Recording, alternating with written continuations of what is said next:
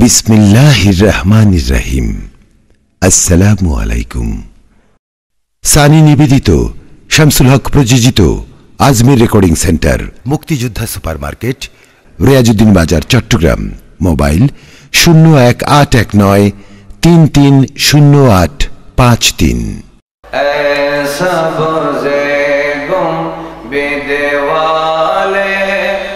मंजूर दुआ करना जब वक्त नज़ा आए,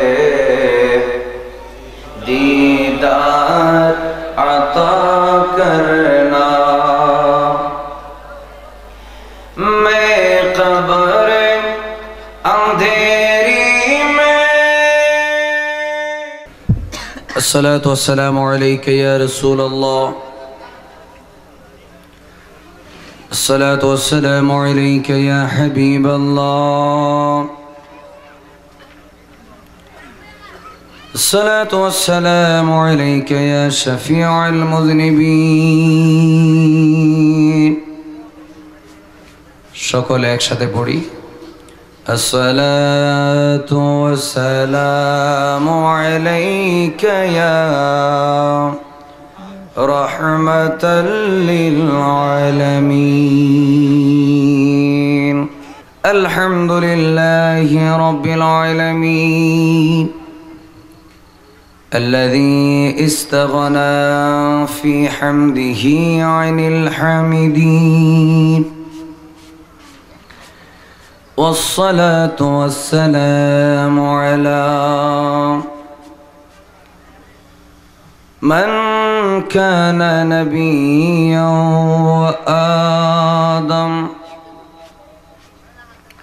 وآدم بين الماء والطين، وعلى آله وأصحابه أجمعين. أما بعد، فقد قال الله تعالى في كلامه المجيد وفرقانه الحميد। সকলে জোরে জোরে সওয়াবে নিয়তে আউযু বিল্লাহি মিনাশ শাইতানির রাজীম, বিসমিল্লাহির রাহমানির রাহিম। وقضى ربك ألا تعبدوا إلا إياه وبالوالدين إحسانا إلى آخر الآية. إن الله وملائكته يصلون على النبي يا أيها الذين آمنوا صلوا عليه وسلموا تسليما اللهم صل على مولانا محمد وعلى آل سيدنا।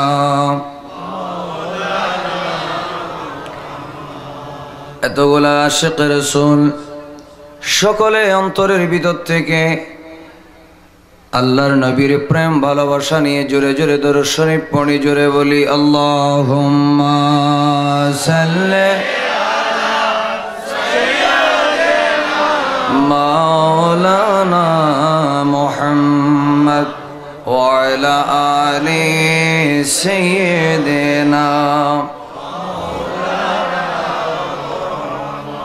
वाह क्या जोद करम है शहे बतहा तेरा, नहीं सुनता ही नहीं मांगने वाला तेरा अल्लाहुम्मा सल्ले मौलाना मुहम्मद व अला आलि सय्यिदिना फर्श वाले तेरी शौकत कलो क्या जाने खसरो अर्श पे उड़ता है परीरा तेरा अल्लाहुम्मा सल्ले मौलाना मुहम्मद व अला आलि सय्यिदिना একটু মহব্বতের সাথে সকলে জোরে জোরে পড়ি ইয়া রাসূলুল্লাহ ইয়া হাবিবাল্লাহ ইয়া রাসূলুল্লাহ সকলে প্রাণ খুলে রাসূলুল্লাহকে ডাক দিয়ে জোরে বলি ইয়া রাসূলুল্লাহ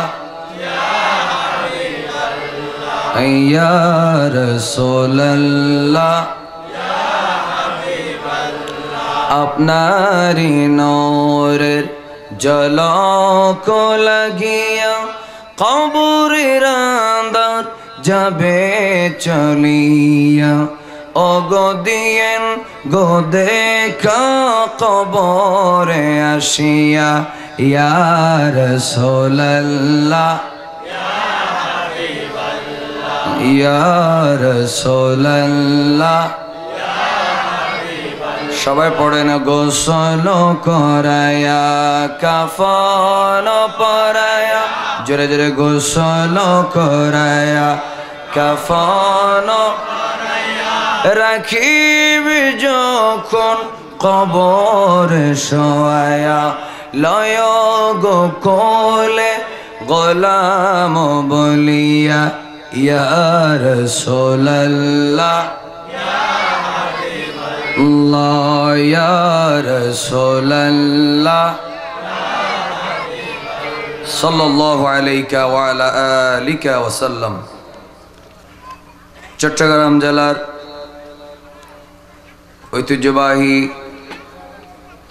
উপজেলা থানা আনোয়ারার অন্তর্গত তৈলারদ্বীপ নোয়াপাড়া সেন্টারে হযরত ইমাম আযম আবু হানিফা রাদিয়াল্লাহু তাআলা আনহু মিলাদ কমিটির উদ্যোগে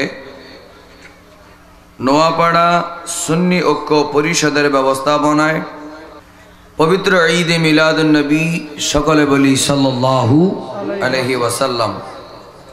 প্রথমেই একবার মহান প্রভুর শুকর আদায় করি, যার যত শক্তি আছে উচ্চ কণ্ঠে বলি আলহামদুলিল্লাহ। এবার সকলে মহব্বতের সাথে বলি আল্লাহু আকবার। এবার সুন্নিয়তের একটা হৃদয়ের স্লোগান জোরে বলি ইয়া রাসূলুল্লাহ। আল্লাহ পাক জাল্লা শানহু আজকের এই মাহফিল যারা আয়োজন করলেন, মাহফিলে যারা উপস্থিত হলেন, সবার পক্ষ থেকে এই মাহফিলকে আল্লাহ কবুল করুন। আরো জোরে জোরে বলুন আমিন। মাহফিলের সদরে মাহফিল সভাপতি মহোদয় উপস্থিত আছেন। আমাকে মাহফিল উদযাপনা কমিটির পক্ষ থেকে একটা বিষয় দেওয়া হয়েছে, সেটা হলো পিতা মাতার প্রতি সন্তানের দায়িত্ব, কর্তব্য, সন্তানের প্রতি পিতামাতার করণীয়, কোরআন হাদিসের আলোকে আলোচনা।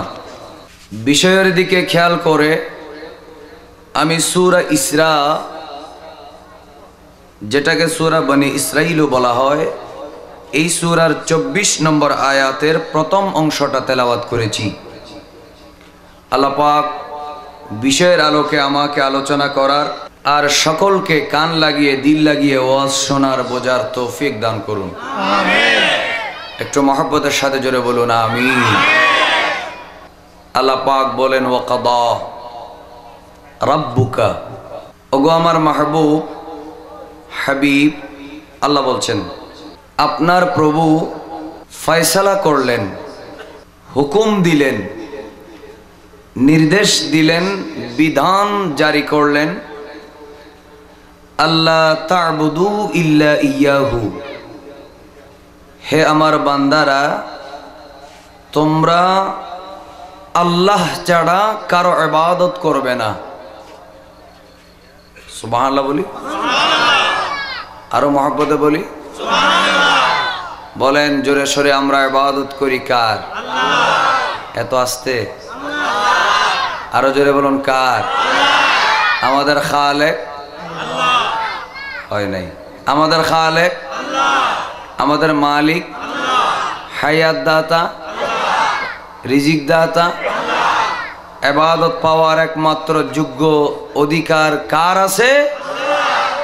আল্লাহ। আল্লাহ বলেন আপনার প্রভু ফয়সালা করলেন, হুকুম দিলেন, নির্দেশ দিলেন তোমরা আল্লাহ ছাড়া কারো ইবাদত করো না। ওয়াবিল ওয়ালিদাইনি ইহসানা, আর পিতামাতার প্রতি তোমরা ইহসান করো, সদাচরণ করো, ভালো ব্যবহার করো। আলহামদুলিল্লাহ। এখানে আলেম ওলামা রয়েছেন। কদা শব্দটার দিকে একটু তাকাই। নির্দেশ দিলেন এটা বোঝানোর জন্য আরবিতে আরো কয়েকটা শব্দ আছে। একটা হচ্ছে আমার, নির্দেশ দিলেন, আরেকটা হচ্ছে হাকামা, নির্দেশ দিলেন, আরেকটা হচ্ছে ফরদ, নির্দেশ দিলেন, আরেকটা শব্দ হচ্ছে কাতাবা, এটার অর্থ হচ্ছে হুকুম দিলেন, ফরজ করলেন, নির্দেশ দিলেন। চিৎকার দিয়ে বলেন না সুবহানাল্লাহ। চারটা বললাম, আমার, হাকামা, ফরদ, কাতাবা। আল্লাহ পাক এখানে এই চারটা শব্দ ব্যবহার করেন নেই, আল্লাহ ব্যবহার করেছেন কদা। কোরআনের হরফ, কোরআনের শব্দ, জোরে বলুন কদা, আল্লাহ ব্যবহার করলেন। কেন? আমাদের এখানে আনোয়ারায় যদি কোনো মানুষ যদি মামলা করে থানার মধ্যে সেগুলার সমাধান হয়, হুজুর আনোয়ারা আদালত আছে না? নাই, পটিয়া মনে হয় আছে আদালত। তো আদালতে যদি কোনো একটা রায় দেওয়া হয়, আপনি যদি বলেন রায় আমি মানি না, আপনি চলে যাবেন জজ কোর্টে। যদি জজ কোর্টের রায় নিয়েও আপনার বিরুদ্ধে যায় বা না মানেন, আপনি যাবেন হাইকোর্টে। হাইকোর্টও যদি আপনার বিরুদ্ধে রায় দেয়, আপনি যদি মনে করেন না না এটা আমার সুষ্ঠু বিচার আমি পেলাম না, তখন আপনি সুপ্রিম কোর্ট একটা আছে আপিল বিভাগ। কি বিভাগ? আপিল বিভাগ। আপিল করবেন, আপিলের মধ্যে রায় পরিবর্তন হবে। যদি আপিল বিভাগ কোনো রায় দেয়, জোরে বলেন, সেই রায়ের পরে আর কোনো মামলা করার সুযোগ নাই। আপনারা আমার কথা বুঝতে অসুবিধা হচ্ছে? বলেন, আপিল বিভাগ রায় দিলে মামলা করার কোনো সুযোগ নাই। আরো জোরে বলেন, কোনো সুযোগ নাই। শুধু রাষ্ট্রপতি ক্ষমার একটা ব্যাপার আছে, এটা কোনো আদালতের ব্যাপার নয়, বাইরের ব্যাপার।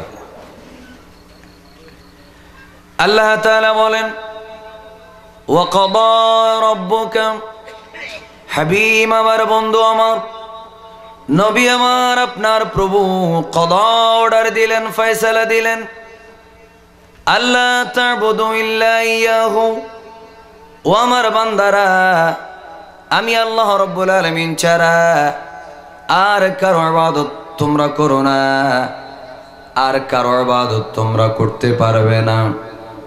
ওয়াবিল ওয়ালিদাইনি ইহসানা, আর মা বাবার প্রতি ইহসান করো, মা বাবাকে সম্মান করো, মা বাবার খেদমত করো, সেবা করো, মা বাবার প্রতি সদাচরণ করো।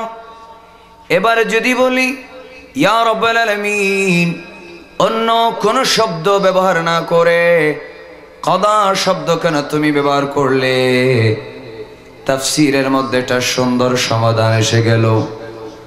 ও বান্দা, তোমরা শোনো, পৃথিবীর মধ্যে যেমন বিভিন্ন ধরনের আদালত, এক আদালতের রায় না মানলে উচ্চ আদালতে আপিল করার ব্যবস্থা রয়েছে, ঠিক তেমনি ভাবে আমার বান্দারা মনে মনে চিন্তা করতে পারে আল্লাহ পাক আমাকে ইবাদতের জন্য অর্ডার দিলেন।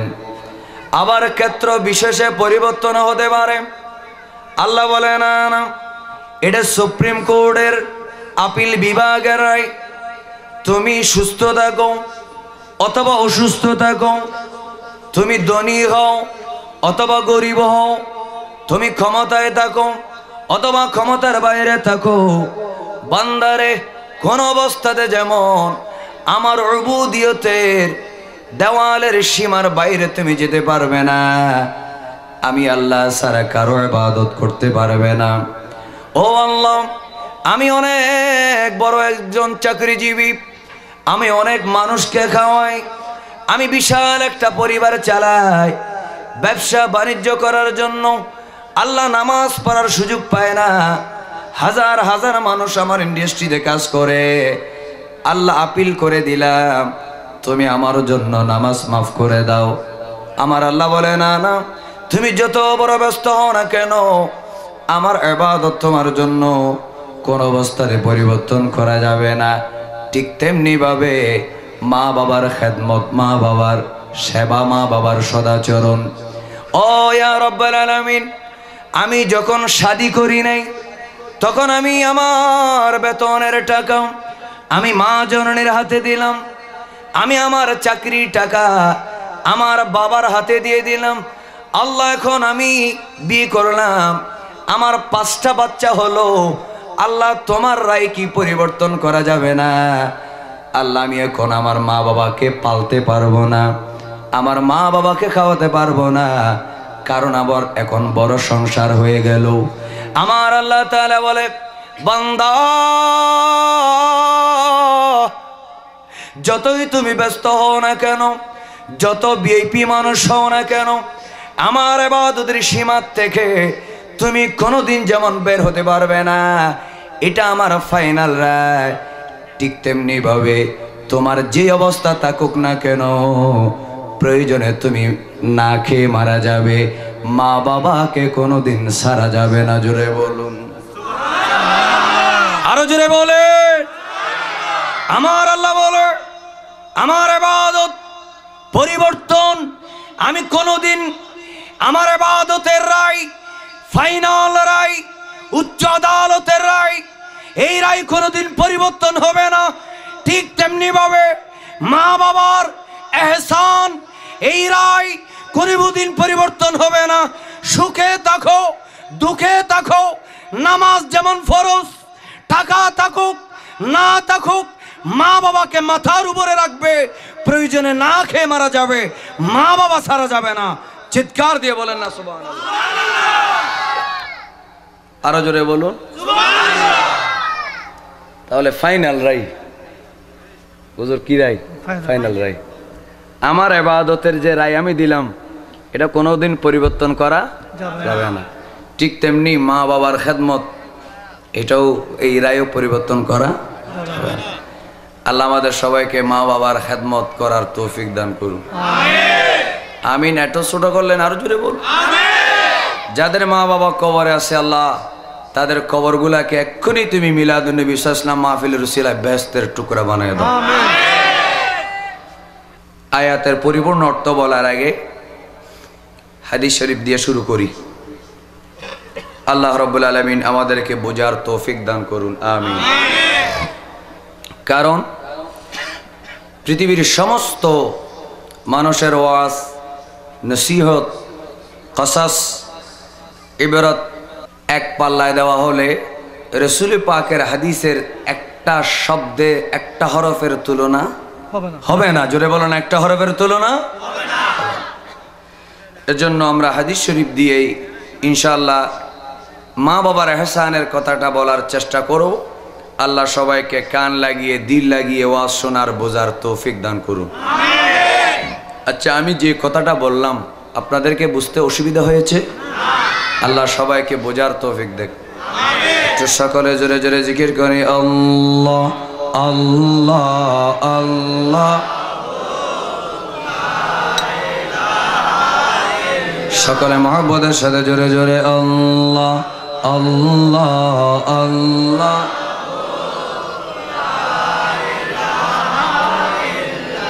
আরো জোরে জোরে আল্লাহ আল্লাহ আল্লাহ।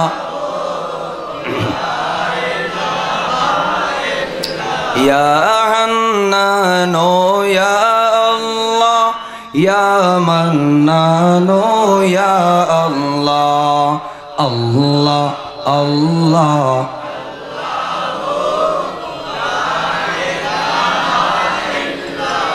আরো জোরে জোরে আল্লাহ আল্লাহ আল্লাহ। লা ইলাহা ইল্লাল্লাহ মুহাম্মাদুর রাসূলুল্লাহ। বলো সাল্লাল্লাহু আলাইহি ওয়াসাল্লাম। মনোযোগ রাখবেন। বুখারী শরীফ এবং মুসলিম শরীফ দুনো কিতাবে হাদিস শরীফটা আছে মুত্তাফাক আলাইহি। আব্দুল্লাহ ইবনে মাসউদ রাদিয়াল্লাহু তাআলা আনহু থেকে বর্ণিত, তিনি বলেন সাআলতু রাসূলুল্লাহ সাল্লাল্লাহু আলাইহি ওয়াসাল্লাম, আমি একদিন নবীজির দরবারে হাজিরি দিলাম। আল্লাহর নবী সাল্লাল্লাহু আলাইহি ওয়াসাল্লামের সাহাবী। আমি রসুলের দরবারে হাজিরি দিয়ে আরজি জানালাম, প্রশ্ন করলাম, জিজ্ঞেস করলাম আইয়ুল আমালে আহাব্বু ইলাল্লাহ, আল্লাহর কাছে বান্দার সবচেয়ে প্রিয় আমল কি? সুবহানাল্লাহ। জানার দরকার আছে? কি? আইয়ুল আমালে আহাব্বু ইলাল্লাহ, আইয়ুল আমালে আহাব্বু ইলাল্লাহ, আল্লাহর কাছে সবচেয়ে প্রিয় আমল কি? তখন আল্লাহর নবী সাল্লাল্লাহু আলাইহি ওয়াসাল্লাম বললেন আসসালাতু আলা ওয়াক্তিহা, সময় মতো নামাজ পড়া। সুবহানাল্লাহ বলেন না? হযরত আব্দুল্লাহ ইবনে মাসউদ রাদিয়াল্লাহু তাআলা আনহু বলেন, আমি নবীজির দরবারে প্রশ্ন করলাম, ইয়া রাসূলুল্লাহ আইয়ুল আমালি আহাব্বু ইলাল্লাহ, আল্লাহ তাআলার দরবারে সবচেয়ে প্রিয় আমল কি? আল্লাহর নবী সরকার দো আলম সাল্লাল্লাহু আলাইহি ওয়াসাল্লাম বলেন আসসালাতু আলা ওয়াক্তিহা, সময় মতো নামাজ পড়া। এরপরে ক্বালা, তিনি বলেন, আমি এরপরে জিজ্ঞেস করলাম সুম্মাইয়ু, ইয়া রাসূলুল্লাহ নামাজের পরে সবচেয়ে প্রিয় আমল কি? হযরত আব্দুল্লাহ ইবনে মাসউদ রাদিয়াল্লাহু তাআলা প্রশ্ন করলেন, এরপরে সবচেয়ে প্রিয় আমল কি? আমার ভাইয়েরা, আমরা জানি ঈমানের খুঁটি হলো 5টি। 1 নম্বর ইসলামের খুঁটি হলো 5টি। 1 নম্বর হলো ঈমান, 2 নম্বর হলো নামাজ, 3 রোজা, 4 হজ, আর 5 নম্বর হলো যাকাত। কিন্তু আল্লাহর নবী নামাজের পরে রোজার কথা বললেন না। আল্লাহ নবী সরকার দো আলম সাল্লাল্লাহু আলাইহি ওয়াসাল্লাম বলে, ও আমার উম্মত সাহাবী শোনো, নামাজের পরে সবচেয়ে আল্লাহর কাছে পছন্দনীয় আমল হলো মা বাবার খেদমত করে মা বাবার অন্তরকে রাজি করা। জোরে বলুন সুবহানাল্লাহ। আরো জোরে বলুন সুবহানাল্লাহ। আমার বাবারা ভাইরা একটু মনোযোগ রাখবেন, খেয়াল করবেন। আমি খুবই ধারাবাহিকভাবে কথা বলার চেষ্টা করব। এবার যদি আমরা বলি ইয়া রাসূলুল্লাহ, সব কিতাবের মধ্যে কোরআন এবং হাদিস রিসার্চ করে সবগুলা ফিকহের কিতাব আলেম ওলামারা যেগুলো পড়লেন, পড়েছেন, পড়াচ্ছেন, পড়বেন, সবগুলা রিসার্চ করে পেলাম নামাজের পরে সবচেয়ে গুরুত্বপূর্ণ ইবাদত হচ্ছে রোজা। ইয়া রাসূলুল্লাহ, আপনি রোজার কথা বললেন না। এরপরে সবচেয়ে গুরুত্বপূর্ণ হলো হজ, এরপরে হলো যাকাত, ইয়া রাসূলুল্লাহ, আপনি নামাজের পরে রোজার কথা বললেন না, হজের কথা বললেন না, যাকাতের কথা বললেন না, মা বাবার বীর, মা বাবার ইহসান, মা বাবার খেদমত, মা বাবার রজামন্দি, মা বাবার সেবা, এই কথাগুলা কেন বললেন? আমার নবী এখানে আমার ভাইয়েরা আলেম ওলামাদের জন্য একটা শিক্ষা রেখে গেলেন। আমার নবী যখন কোনো একটা কথা বলতেন, আল্লাহর নবী মুখাতবের দিকে তাকিয়ে কথা বলতেন। যাকে বলা হচ্ছে প্রথমে তার অন্তরের দিকে দেখতেন, অথবা যারা উপস্থিত আছে তাদের দিকে তাকিয়ে দেখতেন। নিশ্চয় আল্লাহর নবী এমন একটা মানুষ ওই মজলিসের মধ্যে দেখলেন, যেই মানুষটা নামাজ পড়ে, যেই মানুষটা রোজা রাখে, যেই মানুষটা হজ করে, যেই মানুষটা যাকাত দেয়, যেই মানুষটা তাসবিহ তাহলিল করে, যেই মানুষটার নফল নামাজের কোনো ধরনের সমস্যা নেই, সব ইবাদত আছে, কিন্তু মা বাবার প্রতি তার টান নাই, মহব্বত নাই। আমার নবী জানলেন এই মজলিসের মধ্যে এমন একজন মানুষ আছে, এজন্য যখন যে ওষুধ দরকার, আমার নবী যেহেতু রুহানি একজন ডাক্তার, আমার নবী বলে দিলেন, উম্মত রে, তুমি যদি নামাজ পড়ো, তুমি যদি রোজা রাখো, তুমি যদি হজ করো, তুমি যদি যাকাত দাও, কোটি কোটি টাকা যদি মানুষকে দিয়ে দাও, মা বাবার কলিজায় যদি আঘাত দাও, সব ইবাদত বরবাদ হয়ে যাবে। কারণ মা বাবার কদমের নিচে তোমার জান্নাত আমানত আছে। জোরে বলুন, আরো জোরে বলে। আমার আল্লাহ হলেন উম্মতের দিলের খবর। ডান হাত তুলে আমার ভাইরা সবাই বলেন, উম্মতের দিলের খবর আমার নবী জানে কি জানে না? ডান হাত তুলে বলেন, জানে কি না? আরো জোরে বলেন, জানে কি না? জানার ক্ষমতা রাসূলকে দিয়েছে কে?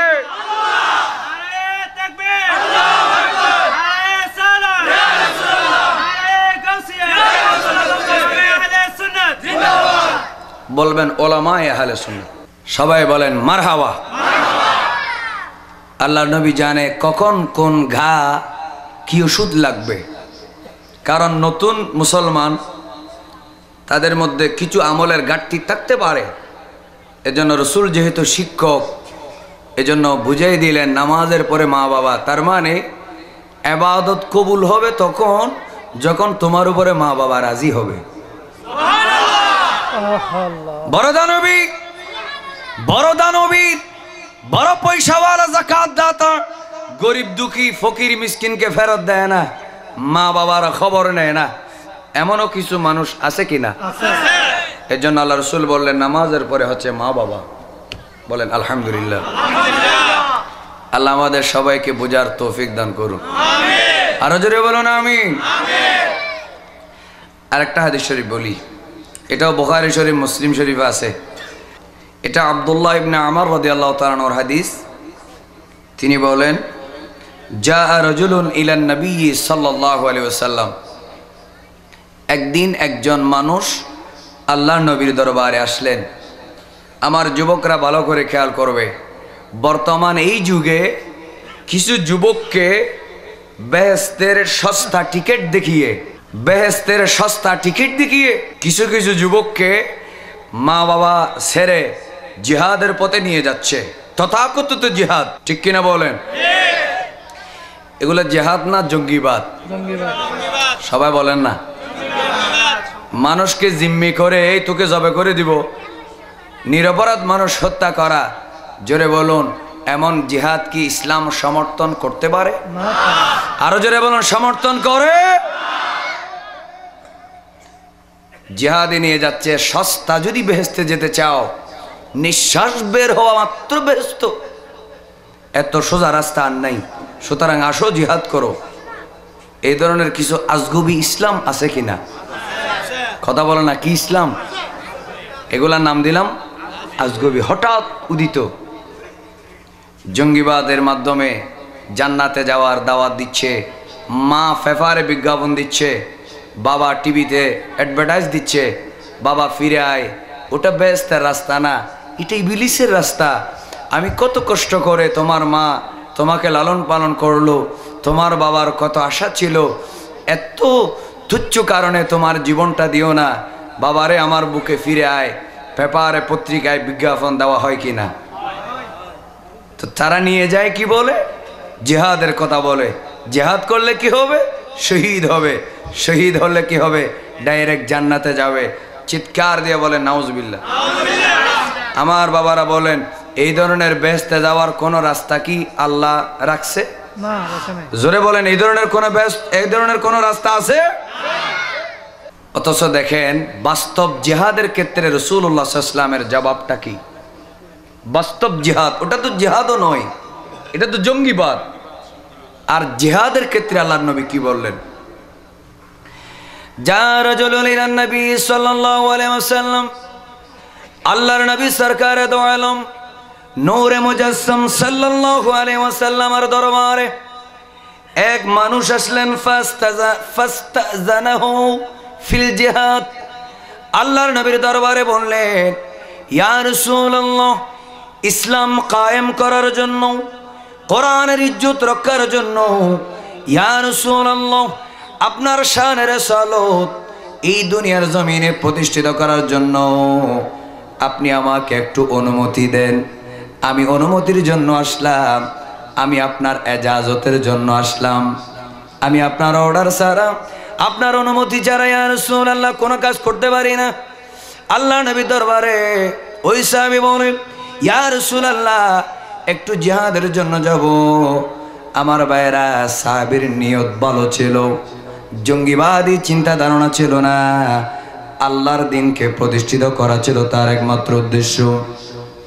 কিন্তু আমার ভাইরা, আল্লাহ নবী বলে, ফাকালাম আহাইয়ুন ওয়ালিদাকা, যুবক যুদ্ধের ময়দানে যাবে, আল্লাহর রাস্তায় জিহাদ করবে, কোরআন সুন্নাহ আইন প্রতিষ্ঠিত করার জন্য ময়দানে যাবে। যুবক রে, আমার একটা কথার জবাব দাও, তোমার মা আর বাবা জিন্দা আছে কিনা? ক্বালা নাম ইয়া রাসূলুল্লাহ, আমার মা বাবা জিন্দা আছে। আল্লাহ নবী বলে দিলেন, ফাফিহিমা ফাজাহিদ, তোমার জিহাদের ময়দানে যেতে হবে না, তুমি তাদের কদমের মধ্যে যাও, তাদের কদমে তুমি চলে যাও।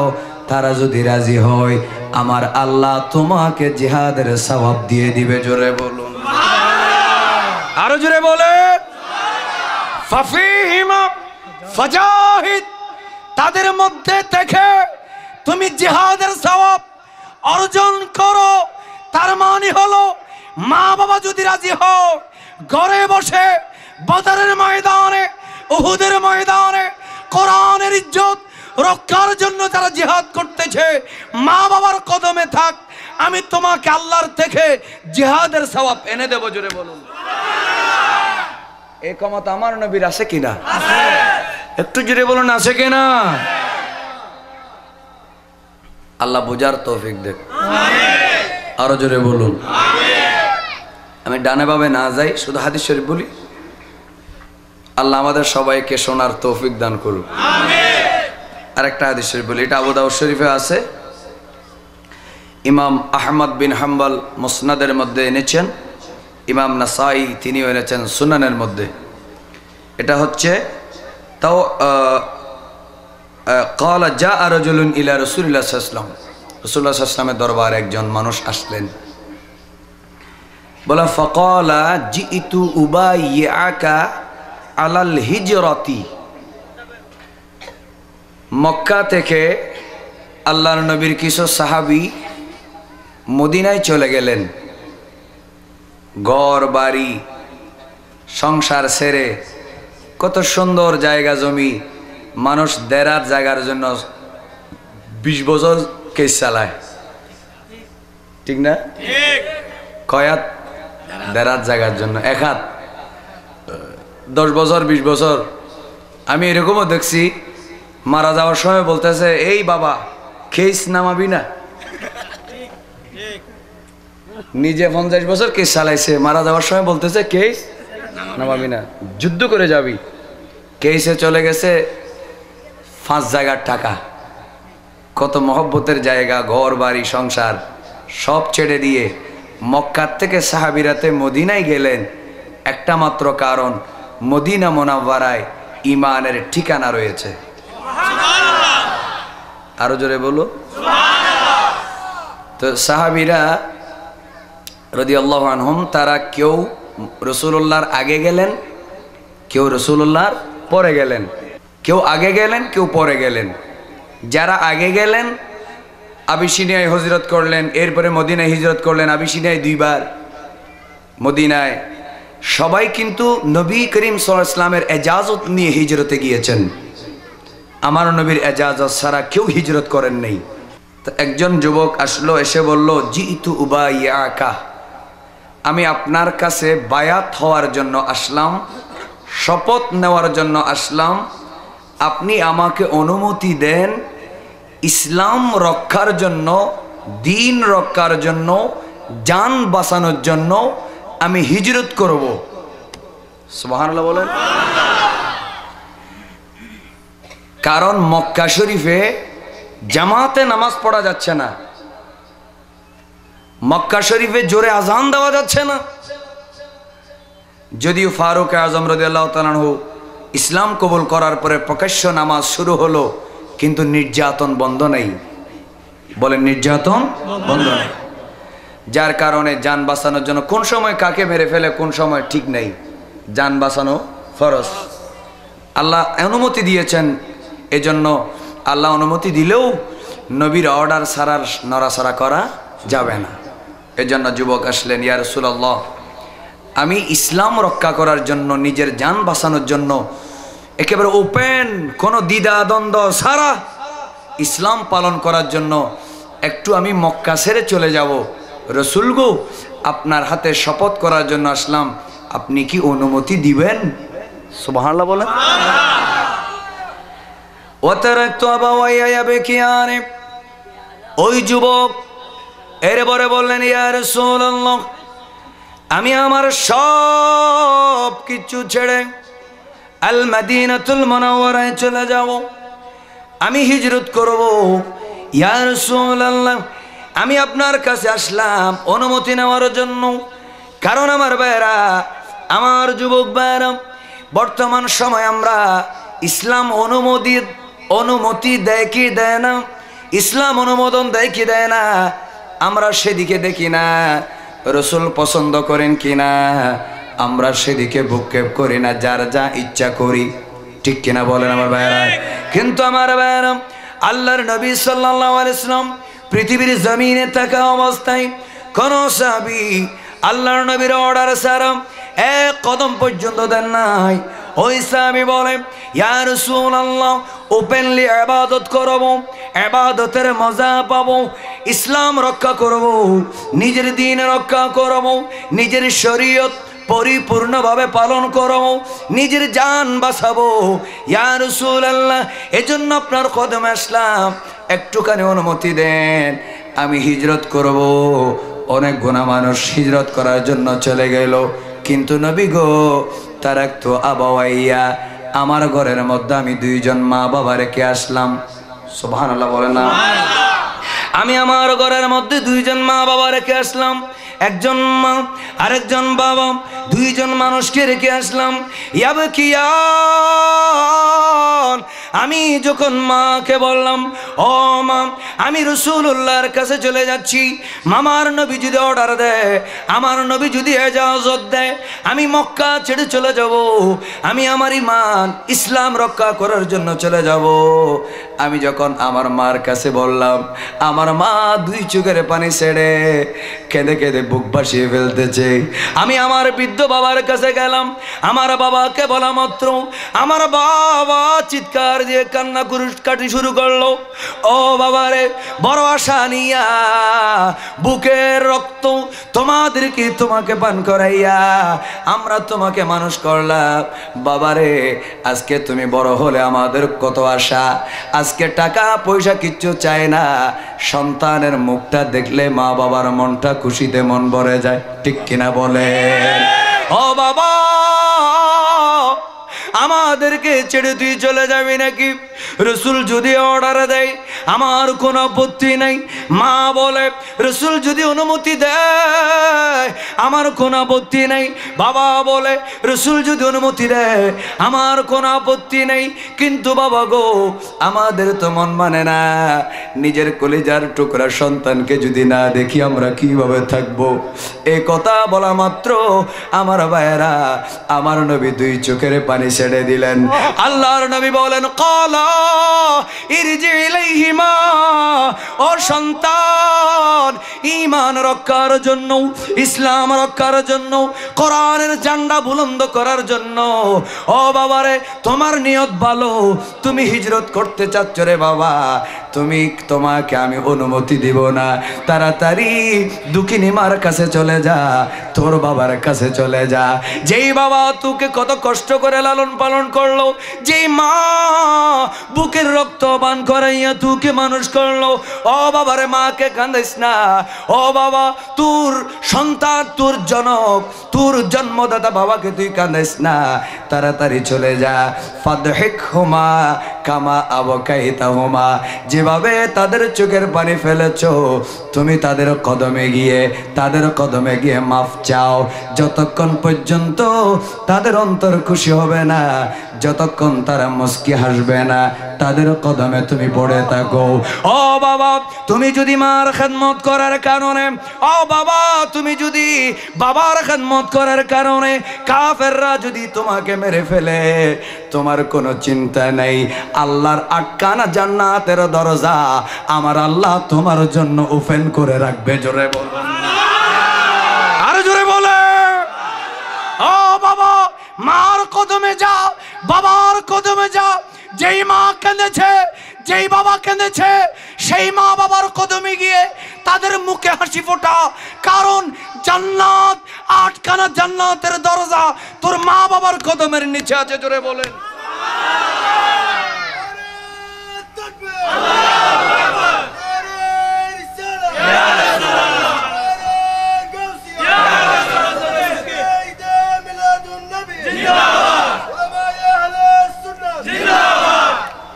রাজনৈতিক দলের নেতারা বলে, তুই আমাকে যদি ভালোবাসিস মা বাপ ছেড়ে দে, আমার কর্মী দরকার, স্লোগান দরকার। আর আমার নবী বলে, আমার একজন যোগ্য মা বাবার আদরের সন্তান দরকার। একটু জোরে বলবেন না সুবহানাল্লাহ? যা মা বাবার কদমে যা, মা বাবাকে হাসা। তুই যদি মরেও যাস, এটা জবানে হালের মধ্যে আছে, অসুবিধা নেই, ব্যস্ত খোলা আছে। আরো জোরে বলো না কেন সুবহানাল্লাহ, সুবহানাল্লাহ। এজন্য আল্লাহ পাক আমাদের সকলকে মা বাবার খেদমত করার তৌফিক দেখ। আরো জোরে বলুন, জোরে জোরে মহব্বতে বলি, আল্লাহুম্মা সাল্লি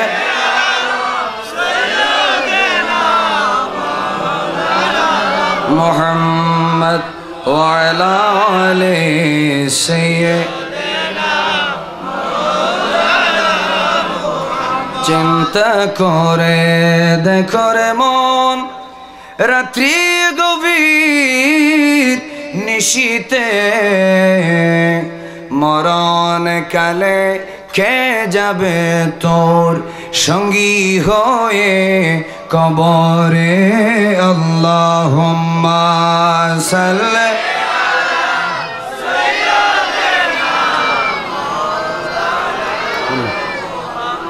ওয়া আলা আলি সাইয়্যিদিনা।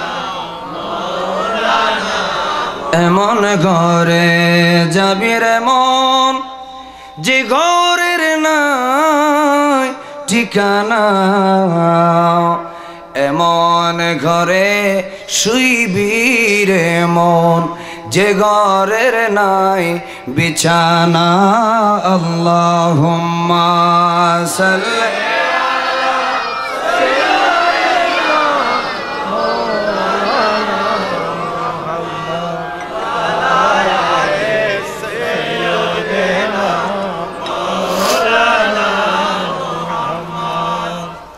আল্লাহ রসুল বলে, তাদেরকে কাঁদিয়েছিস, তাড়াতাড়ি গিয়ে তাদেরকে হাসা। তারা যদি হাসে আমার আল্লাহ খুশি হয়ে যাবে। তারা হাসলে কে খুশি হবে? আল্লাহ নামটা দেখি স্লোগানের মতো বলেন তো, মা বাবা হাসলে, মা বাবা খুশি হলে চিৎকার দিয়ে বলেন খুশি হন কে? আল্লাহ। আরো জোরে বলেন খুশি হন কে? এজন্য আল্লাহ আমাদেরকে আজকের ওয়াজটা মরণ পর্যন্ত মনে রাখার তৌফিক দেখ। আকীদার ওয়াজ হচ্ছে, হবে, দরকার, কিন্তু এগুলো প্রয়োজন আছে কিনা? আব্দুল আজিজ সাহেব আসছে, যদি আসে ওনাকে আর একটু দেরি করো, অসুবিধা নেই, কারণ আমার কথাটা শেষ করতে হবে। তো কি আমি সেরে দেব? আমি হাদিস শরীফ বলবো, কোনো ঘটনা বলবো না। এই ঘটনার চেয়ে সুন্দর কথা আর কি হতে পারে? আলহামদুলিল্লাহ বলেন আলহামদুলিল্লাহ। আরেকটা বলি, এটা মুসনাদে আবু ইয়ালা এবং তাবরানি, ইমাম তাবরানি তিনি রওয়ায়াত করেন, আন আনাসিন রাদিয়াল্লাহু আনহু قال আতা রাজুলুন রাসূলুল্লাহ সাল্লাল্লাহু আলাইহি ওয়াসাল্লাম। হযরত আনাস বিন মালিক রাদিয়াল্লাহু তাআলা বলেন, আতা রাজুলুন রাসূলুল্লাহ সাল্লাল্লাহু আলাইহি ওয়াসাল্লাম, একজন মানুষ রাসূলুল্লাহ সাল্লাল্লাহু আলাইহি ওয়াসাল্লামের দরবারে আসলেন। আগের হাদিসের সাথে একটু মিল আছে, তবে আরো মজা। আলহামদুলিল্লাহ বলবেন না? ফকালা বললেন, ইন্নী আশতাহিল জিহাদ, ইয়া রাসূলুল্লাহ আমি জিহাদে যেতে চাই, আমার জিহাদে যাওয়ার বড় ইচ্ছা, কিন্তু ওয়ালা আকদিরু আলাইহে, কিন্তু জিহাদ করার মতো শক্তি আমার নেই। কারণ সবার শরীরের শক্তি কিন্তু কিনো সামান্য। আমাদের এখানে পুলিশ নেওয়ার সময় কত পরীক্ষা করে, আর্মি নেওয়ার সময় আরো বেশি পরীক্ষা করে, শারীরিক ফিটনেস, ব্রেইন ঠিক আছে কিনা দেখে, না হলে তো সে তার বন্ধুকে গুলি মারি দিবে। হ্যাঁ, ব্রেইন ঠিক আছে কিনা দেখে, বাহু মজবুত আছে কিনা দেখে, হাইট ঠিক আছে কিনা, বুকের ছাতি কয় ইঞ্চি, হাঁটু সোজা আছে কিনা, কতক্ষণ দৌড়াতে পারে, দাঁড়ানো অবস্থায় কতক্ষণ থাকতে পারে, উপর হয়ে কতক্ষণ থাকতে পারে, শারীরিক ফিটনেস পরীক্ষা করা হয় সেনাবাহিনীতে, বিমান বাহিনী, নৌবাহিনীতে নেওয়ার জন্য। এটাগুলো জরুরি, এগুলা কি জরুরি। এমনি যাকে তাকে আর্মিতে নিয়ে নিলে সে তো যুদ্ধের ময়দানে ঘুমাবে, বলবে আমি আগে ঘুমাই, রাত্রে একটু ঘুম কম হয়েছে। এজন্য ফিটনেসের কি আছে দরকার। ইয়া রাসূলুল্লাহ আমার জিহাদের বড় ইচ্ছা, কিন্তু আমার শারীরিক ফিটনেস নেই, যুদ্ধ করার ক্ষমতা আমার নেই। ক্বালা, তখন আল্লাহর নবী বললেন, তাহলে জিহাদ করার ইচ্ছা আছে কিন্তু শক্তি নেই। আল্লাহর নবী বলেন, হাল বাকিয়া মিন ওয়ালিদাইকা আহাদুন, এ সাহাবী বলো তোমার মা এবং বাবা দুজনের মধ্য থেকে যে কোনো একজন জিন্দা আছে কিনা? সুবহানাল্লাহ বলবেন না? ফাহাল বাকিয়া মিন ওয়ালিদাইকা আহাদুন, তোমার মা বাবা দুইজনের মধ্য থেকে যে কোনো একজন জিন্দা আছে কিনা? ক্বালা, তখন সাহাবী বললেন, উম্মি হা হা, আমার মা জননী এখনো জিন্দা আছে। ক্বালা, আল্লাহ নবী বললেন, ক্বাবালাল্লাহু ফি বিররিহা। ও সাহাবী, আমার ভাইয়ের এটার অনুবাদ করার আগে এই কথাটা খেয়াল করেন। আল্লাহর নবী দোয়া করলে দুর্বল সবল হতে পারে কিনা? সবাই জবাব দেন, পারে কিনা? আল্লাহর নবী যদি জন্মান্ধকে যদি চোখে দৃষ্টি দিতে পারেন, কেটে যাওয়া হাতকে যদি থুতু মুবারক দিয়ে আল্লাহর নবী কোন ধরনের সেলাই ছাড়া জোড়া লাগাতে পারেন, যুদ্ধের ময়দানে কাতাদা রাদিয়াল্লাহু তাআলার চোখ যেটা কপালের ভিতর থেকে বের হয়ে গেল, রক ছিঁড়ে বাইরে লটকে গেল, ওই চোখ যদি আল্লাহর নবী আগের স্থানে রেখে দিতে পারেন, আল্লাহর নবী যদি কাটা হাত অপারেশন ছাড়া জোরে লাগাতে পারেন, বের হয়ে যাওয়া চোখ আল্লাহর নবী যদি কপালে রেখে দিতে পারেন, আল্লাহর নবী যদি অন্ধ মানুষকে চোখ দিতে পারেন, আমার ভাইরা জোরে সরে বলেন, রাসূলুল্লাহ দোয়া করলে দুর্বল সবল হওয়ার গ্যারান্টি আছে কিনা? কিন্তু আল্লাহর নবী বলে নাই, আল্লাহ এই যুবককে তুমি শক্তিশালী করে দাও, ও আল্লাহ এই যুবককে ফিটনেস এনে দাও, তার শরীরে তাকত বাড়িয়ে দাও। আল্লাহ নবী সেই রকম দোয়া করেন নাই। আল্লাহ তাআলার নবী বলেন কাবালাল্লাহু ফি বিররিহা, ও আল্লাহ আমি তোমার কাছে দোয়া করতেছি যেই যুবকটা তার মা বেঁচে আছে কিন্তু জিহাদের ময়দানে যেতে চায়, শারীরিক ফিটনেস না থাকার কারণে আমার কাছে দোয়ার জন্য আসলো। আল্লাহ রে আমি জিহাদের জন্য আমি তার জন্য দোয়া করি না, আল্লাহ তোমার কাছে দোয়া করি, আল্লাহ তাকে মা জননীর খেদমত করার মতো শক্তি দাও। জোরে বলুন আল্লাহ তাকে যুদ্ধে যাওয়ার ক্ষমতা দাও। সেটা না বলে আমার নবী বললেন কাবালাল্লাহু ফি বিররিহা, আল্লাহ তোমাকে মার খেদমত করার মতো শক্তি আল্লাহ দান করুন। আমার ভাইয়েরা, আমার নবী দোয়া করেছেন মার খেদমত যেন সন্তান করতে পারে। চিৎকার দিয়ে বলেন না সুবহানাল্লাহ। এটা আমার নবীর শিক্ষা। বলেন আমার নবীর শিক্ষা। দাতাকিতে দাতের বলল দিলি না মনে দিলি না। শায়েরা ফরজে আমরাও কিছুক্ষণ পড়ি না বাংলা তো। বলেন দাতাকিতে দাতের মূল্য দিলি না মনে দিলি না। মা বাবা তোর কত আপন বুঝিলি না মনে বুঝিলি না। দাতাকিতে দাতের মূল্য দিলি না মনে দিলি না। সুবহানাল্লাহ বলেন না। কি এটা পড়তে কি খারাপ লাগে? বলেন না দাতাকিতে দাতের মূল্য দিলি না মন। মা বাবা তোর কত আপন বুঝলি না রে বুঝলি না। দাতাকিতে দাতের মূল্য দিলি না মনে দিলি না। আল্লাহ দাঁত থাকতে দাঁতের মূল্য, মা বাপ থাকতে তাদের কাছ থেকে বেহেশতের টিকিট নেওয়ার আমাদেরকে তৌফিক দাও। আরো জোরে বলুন আমিন। এবার আরেকটা হাদিস শরীফ, সেটাও বুখারী শরীফ মুসলিম শরীফে আছে। এই হাদিসের রাবি হচ্ছেন মা আয়েশা রাদিয়াল্লাহু তাআলা আনহার বোন। মা আয়েশার বোন, মা আয়েশা রাদিয়াল্লাহু তাআলা আনহা হচ্ছেন আল্লাহর নবীর স্ত্রী। আলহামদুলিল্লাহ বলেন না। আমাদের মা, জোরে বলেন আমাদের মা। আর ইনি হচ্ছেন মা আয়েশা রাদিয়াল্লাহু তাআলা আনহার বোন আসমা বিনতে আবি বকর। আসমা বিনতু আবি বকর হযরত আবু বকর রাদিয়াল্লাহু তাআলা আনহুর মেয়ে আসমা, তার থেকে এই হাদিসটা রওয়ায়াত। কালাত, তিনি বলেন কাদিমাত আলাইয়া উম্মি, আমার মা আমার কাছে আসলো। মনে রাখবেন হযরতে সিদ্দিক আকবর রাদিয়াল্লাহু তাআলা বালেক পুরুষদের মধ্যে প্রথম মুসলমান। সুবহানাল্লাহ বলে না কেন?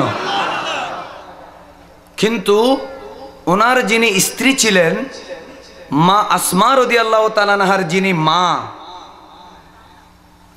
তিনি কিন্তু প্রথমে মুসলমান হন নাই। মার আগে দুই মেয়ে কিন্তু মুসলমান হয়ে গেছে। সুবহানাল্লাহ বলেন না। আসমা এবং আয়েশা রাদিয়াল্লাহু আনহুমা, এরা দুজন মুসলমান হয়েছেন আগে, মা মুসলমান হয়েছেন পরে। তো আসমা একদিন আমার নবীর দরবারে আসলেন। যে কোনো সমস্যায় তারা নবীর কাছ থেকে সমাধান নিতেন। আলহামদুলিল্লাহ বলেন। যেহেতু আলেমরা ওয়ারাসাতুল আম্বিয়া, এজন্য বর্তমান যুগে আপনাদের দায়িত্ব হলো যে কোনো সমস্যার সমাধানের জন্য আলেমের কাছে যাওয়া। যোগ্য আলেম ওলামা, আমাদের প্রিন্সিপাল সাহেব কাবলা এখানে উপস্থিত আছেন। যে কোনো কাজে পরামর্শ নেওয়ার দরকার আছে কিনা? আল্লাহ আলেম ওলামার পরামর্শ নিয়ে দুনিয়ার কাজ হোক আখিরাতের কাজ হোক, আল উমুরুদ্দিনিয়া আল উমুরুদ্দুনিয়াবিয়া, সব ব্যাপারে আল্লাহ আলেম ওলামার পরামর্শ নিয়ে কাজ করার তৌফিক দান করুন। আমিন। আসমা রাদিয়াল্লাহু তাআলা আনহা রাসূলুল্লাহ দরবারে গেলেন। কাদিমাত আলাইয়া উম্মি, আমার ঘরে আমার মা জননী আসলেন। ওয়াহিয়া মুশরিকাতুন, তখন কিন্তু আমার মা মুশরিকা ছিলেন, অর্থাৎ তিনি মূর্তি পূজারী ছিলেন। মুশরিকা মানে হলো আল্লাহ তাআলা ছাড়া অন্য কিছুর ইবাদত যারা করে তিনি আগুন পূজা করতেন। বর্তমান যুগের হিন্দু ধর্মের লোকেরা যেমন করে তিনি মূর্তি পূজা করতেন, আগুন পূজা করতেন। আমার ভাইরা মনোযোগ, হযরতে আসমা রাদিয়াল্লাহু তাআলা আনহা বলেন, আমার মা মুশরিকা চেনেন, ইসলাম ধর্ম গ্রহণ করেন নাই, কালেমা তৈবা পড়েন নাই। এজন্য ফি আহাদে রাসূলিল্লাহ সাল্লাল্লাহু আলাইহি ওয়াসাল্লাম, রাসূলুল্লাহর যুগে আমি নবীর দরবারে আসলাম। ফাস্তাফতাইতু রাসূলুল্লাহ, আমি নবীজির দরবারে আমি ফতোয়া চাইলাম, আমি নবীর দরবারে ফতোয়া চাইলাম। ইয়া রাসূলুল্লাহ, যখন আমি জাহেলি যুগে ছিলাম, যখন আমিও মুসলমান ছিলাম না, আমরা মার সাথে ভালো ব্যবহার করলাম। আমার ঘরে আমার মা আসলে তাকে বসতে দিতাম, আমি মাকে সালাম করতাম, মাকে খেতে দিতাম, মাকে গোসল করায় দিতাম, মার কাপড় দিয়ে দিতাম। আমার মা যা বলতো তা করতাম, আমার মার অর্ডার আমি পালন করতাম। রে ইয়া রাসূলুল্লাহ, আমার মা তো মুসলমান হলো না, আমি তো মুসলমান হয়ে গেলাম। ইয়া রাসূলুল্লাহ, আমি কি মা জননীর খেদমত করব নাকি? আফাসিল উম্মি, ইয়া রাসূলুল্লাহ, আমি কি আমার মার সাথে ভালো সম্পর্ক রাখবো? আমি কি আমার মাকে আমার ঘরে বসতে দেব? আমি কি আমার মার সাথে ভালো ব্যবহার করব? ইয়া রাসূলুল্লাহ, আমার নবী বলেন, ক্বালা নাম সিলি উম্মাকে। ও আসমা শোনো, যদিও তোমার মা মুসলমান হয় নাই, কিন্তু আমার ভাইরা বাবারা, আমার নবী ভবিষ্যতের খবর জানে কি জানে না? একটু জোরে বলেন, জানে কি জানে না? আল্লাহর নবী জানে মানুষকে কোনোদিন বয়কট করার মাধ্যমে কাছে আনা যায় না, কথাবার্তা বন্ধ করার মাধ্যমে, গালি দেওয়ার মাধ্যমে, একগরে করার মাধ্যমে, তার সাথে কোনো ধরনের লেনদেন বন্ধ করার মাধ্যমে, গালিগালাজ করার মাধ্যমে, আঘাত করার মাধ্যমে, প্রতিহত করার মাধ্যমে একজন মানুষকে আপনি কাছে ডাকতে পারবেন না। যদি সুযোগ হয় আপনি তার সাথে ভালো ব্যবহার করেন, যেটা দমক দিয়ে হয় না রে বাবা, সেটা ভালোবাসা দিয়ে হতে পারে। এজন্য আমার নবী বলে, আসমা সিলি উম্মাকে, তুমি তোমার মা জননীর সাথে সুন্দর আচরণ করো, ভালো ব্যবহার করো। আগে যেমন তুমি ভালো ব্যবহার করতে, এখনো ভালো ব্যবহার করো। তুমি মার সাথে বেয়াদবি করো না। হযরত আসমা রাদিয়াল্লাহু তাআলা আনহা মার সাথে ভালো ব্যবহার করলেন, যার কারণে মার অন্তর খুশি হয়ে গেল, তিনিও কলেমা পড়ে মুসলমান হয়ে গেলেন। জোরে বলুন, আরো জোরে বলে। তাহলে বোঝা গেল কঠোর জঙ্গিপনা এবং কি বলে এটা প্রতিক্রিয়াশীলতা মাধ্যমে, কাউকে আক্রমণ করার মাধ্যমে কাছে আনা যায় না। ভালোবাসা দিলে মানুষ কাছে আনা যায়। চিৎকার দিয়ে বলেন না ঠিক কিনা? হযরত আসমা রাদিয়াল্লাহু তাআলা আনহা বলেন, যদিও তিনি ঈমান আনেন নাই, এটা তো তোমার মা, তুমি মুসলমানের খেদমত করবে না, মার খেদমত করবে। সুবহানাল্লাহ বলে না কেন? যদি মাটা মুসলমান হয়, বলেন না, যদি মা কি হয়? মুসলমান হয়। মা মুশরিক হলে যদি তার খেদমত করতে হয়, মা যদি মুসলমান হয় তাহলে ডবল খেদমত, একটা ইমানদার হিসেবে আর একটা মা হিসেবে। আল্লাহ আমাদের সেই তৌফিক দান করুন। আরো জোরে জোরে বলুন আমিন। আর একটা হাদিস শরীফ বলি, তারপরে আমি দ্বিতীয় পর্যায়ে যাব। সন্তানের প্রতি মা বাবার কি দায়িত্ব, আল্লাহ আমাদেরকে সবাইকে বোঝার তৌফিক দেখ। আরো জোরে বলেন, আরো মহব্বতে বলেন আমিন। আসেন, কেউ যদি কারো মাকে গালি দেয়, বলেন ছেলে খুশি হয় না বেজার হয়? বলে না কেন? আপনার মাকে কেউ গালি দিলে আপনার ভালো লাগবে? ভালো লাগবে না। কিন্তু কিছু মানুষ এমনও আছে যারা আরেকজনের মাকে গালি দেয়। নিজের মাকে গালি দিলে তার মাথায় রক্ত উঠে যায়, কিন্তু সে কিন্তু আরেকজনের মাকে গালি দেয়। তো এটাও একটা হাদিস শরীফ বুখারী মুসলিমের, ক্বালা রাসূলুল্লাহ সাল্লাল্লাহু আলাইহি ওয়াসাল্লাম ইন্না মিন আকবারিল কাবায়ের। আল্লাহ নবী সাল্লাল্লাহু আলাইহি ওয়াসাল্লাম বলেন, ইন্না মিন আকবারিল কাবায়ের, বড় বড় যতগুলা গুনাহ রয়েছে সবগুলার মধ্যে একটা বড় গুনাহ হলো জেনা যেমন কবিরা গুনাহ, মদ খাওয়া যেমন কবিরা গুনাহ, সুদ খাওয়া যেমন কবিরা গুনাহ, এই ধরনের বড় বড় ঘুষ খাওয়া, মিথ্যা কথা বলা যেমন কবিরা গুনাহ। বড় বড় কবিরা গুনার মধ্যে একটা গুনাহ হলো আইয়া লানার রাজুলু ওয়ালিদাইহি, সন্তান তার মা বাবাকে লানত করা। এবার প্রশ্ন হলো, ইয়া রাসূলুল্লাহ, কোন সন্তান তো মাকে লানত দেয় না, কোন সন্তান তো বাবাকে লানত দেয় না, কোন সন্তান বলে না আমার আল্লাহকে বলেন আল্লাহ তুমি আমার মাকে গজব দাও, আমার বাবার উপর লানত করো, এই কথা বলে কেউ তো মাকে লানত দেয় না, কোনোদিন বাবাকে কেউ লানত দেয় না, ঠিক কিনা বলেন? মাকে কেউ লানত দেয় না, বাবাকে কেউ লানত দেয় না। কিন্তু প্রশ্ন হলো, ইয়া রাসূলুল্লাহ, আপনি যে বলে দিলেন মাকে লানত করা, বাবাকে লানত করা এটা অনেক বড় কবিরা গুনাহ, ইয়া রাসূলুল্লাহ, মাকে লানত করার সুরত কেমন, বাবাকে লানত করার কাইফিয়তটা কেমন একটু বুঝিয়ে দেন, তাহলে আমরা সতর্ক হতে পারি। আল্লাহ নবী বলেন, আইয়াসুব্বার রাজুলু ওয়ালিদাইহি ইয়াসুব্বুর রাজুলু আবার রাজুলে। কোন মানুষ যদি অন্য একজনের বাবাকে যদি গালি দেয়, কোন মানুষ যদি আরেকজনের মাকে যদি গালি দেয়, কোন মানুষ যদি অন্য মানুষের মা এবং বাবাকে যদি গালি দেয়, ওই মানুষটা যদি আবার তোমার মাকে গালি দেয়, আমার মাকে যদি গালি দেয়, আমার বাবাকে যদি গালি দেয়, আমার নবী বলে তুমি নিজের মা বাবাকে লানত করলে যেমন কবিরা গুনাহ হয়ে যাবে, সুতরাং তুমি অন্য মানুষের মা বাবাকে যদি গালি দাও, সে যদি তোমার মা বাবাকে গালি দেয়, তাহলে কবিরা গুনাহ হয়ে যাবে। জেনা করা যেমন, মদ খাওয়া যেমন, সুদ খাওয়া কবিরা গুনাহ, এই ধরনের গুনাহ হয়ে যাবে। ও আল্লাহ, আমাদের সকলকে অন্যের মা বাবাকে গালি দেওয়ার থেকে হেফাজত করো। জোরে বলো না আমিন, আরো জোরে বলো না আমিন।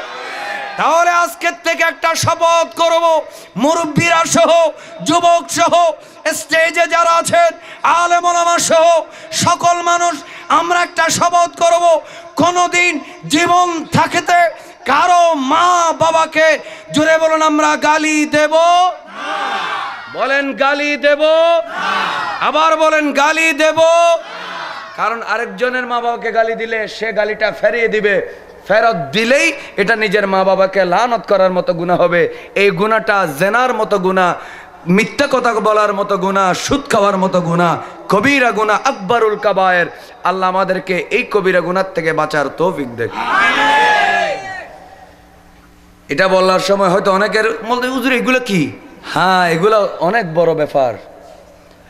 রিক্সা একটার সাথে আরেকটা লাগছে চিটাং শহরে, অমুকের ফোলা, তার মাকে গালি দিছে আর কি, অমুকের ফোলা। রিক্সা একটার সাথে আরেকটা লাগছে, শালার ফুত, নাউজুবিল্লাহ বলে না।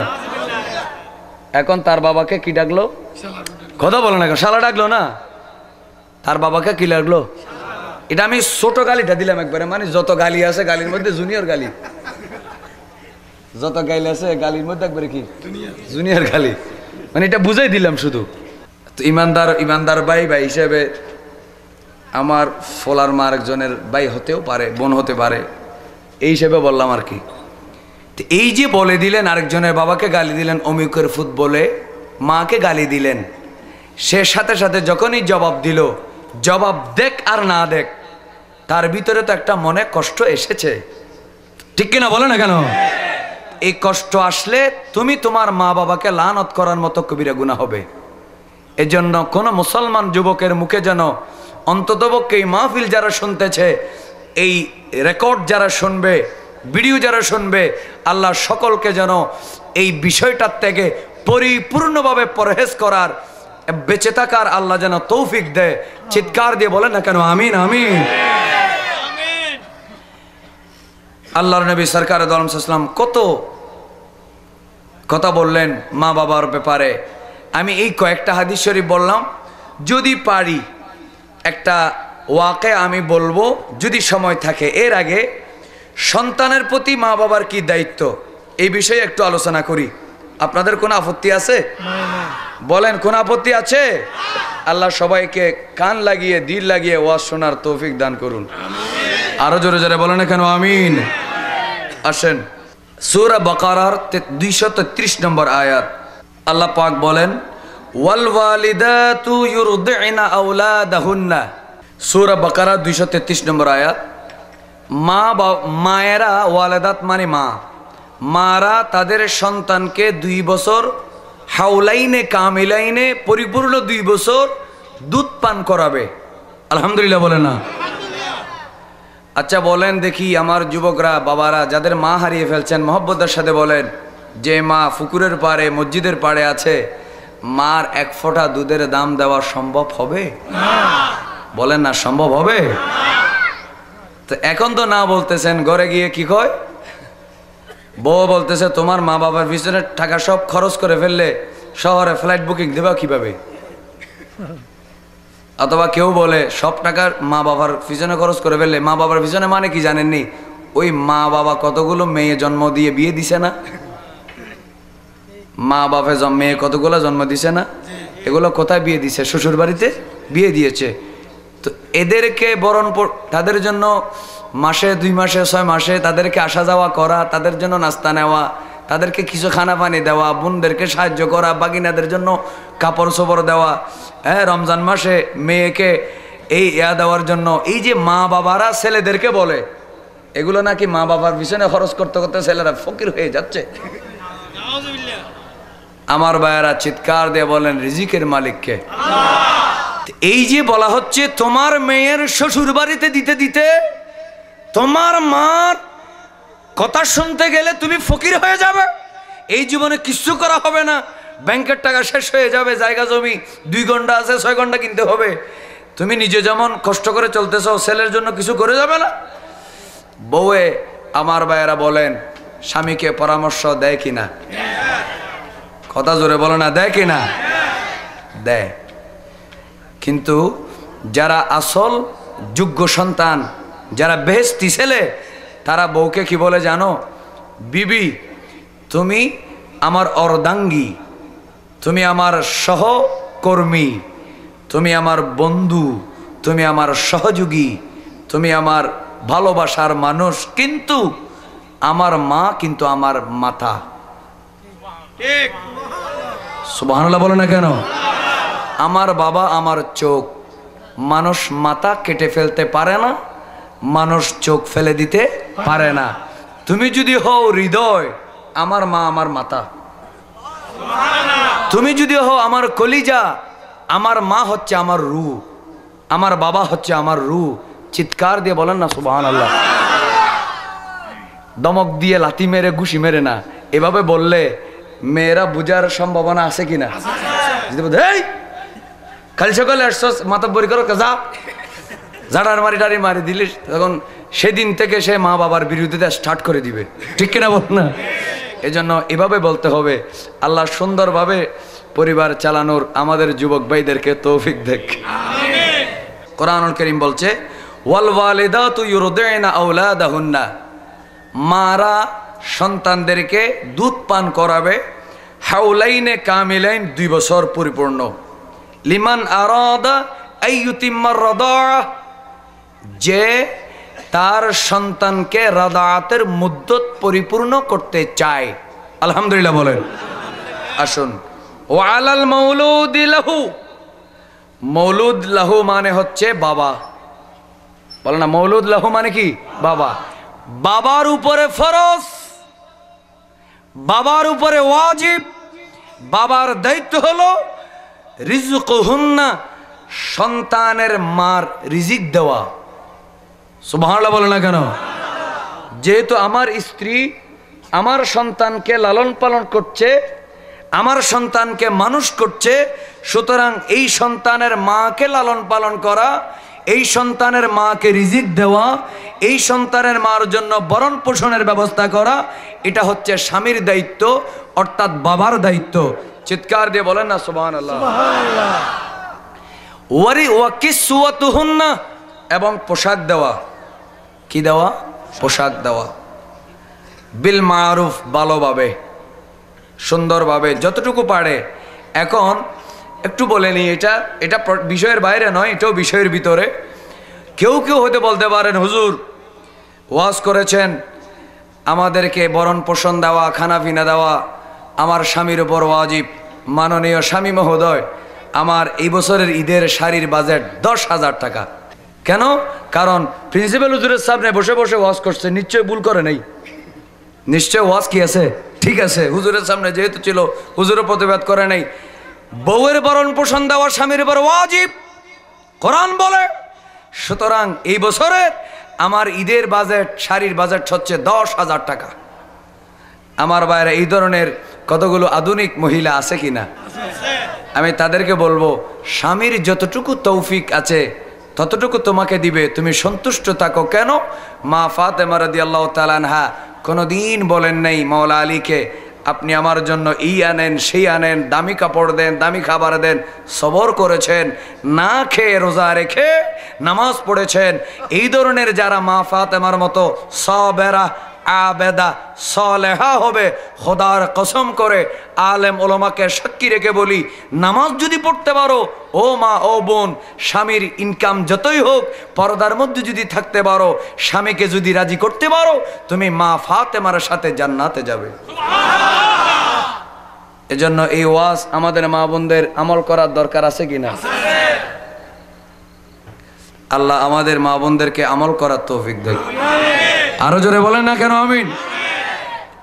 তাহলে আসেন, সন্তান লালন পালন করা এটাও বাবার দায়িত্ব। কারণ সন্তানের মাকে লালন পালন করা, সন্তানকে লালন পালন করা এটা বাবার দায়িত্ব। আল্লাহ আমাদের বাবাদেরকে দায়িত্বগুলো পালন করার তৌফিক দেন। আচ্ছা, শেষ বুঝলাম, আমি তাকে দুধ পান করালাম, 2 বছর পূর্ণ করলাম, তাকে বড় করলাম, সে এখন হাঁটতে জানে, এখন রাস্তাঘাট থেকে যা ইচ্ছা সেভাবে থাকবে, তার যেভাবে ইচ্ছা সেভাবে চলবে, যেই বন্ধু ইচ্ছা সেই বন্ধুর সাথে চলাফেরা করবে। এই ধরনের ছেড়ে দেওয়া যাবে? বলেন, সন্তানকে কি রশি ছেড়ে দেওয়া যাবে? ছেড়ে দেওয়া যাবে না। এবার আসুন, মনোযোগ দিয়ে শুনুন একটা হাদিস শরীফ, এটা তাবরানী শরীফের মধ্যে আছে। হযরত আবু হুরায়রা রাদিয়াল্লাহু তাআলা বলেন,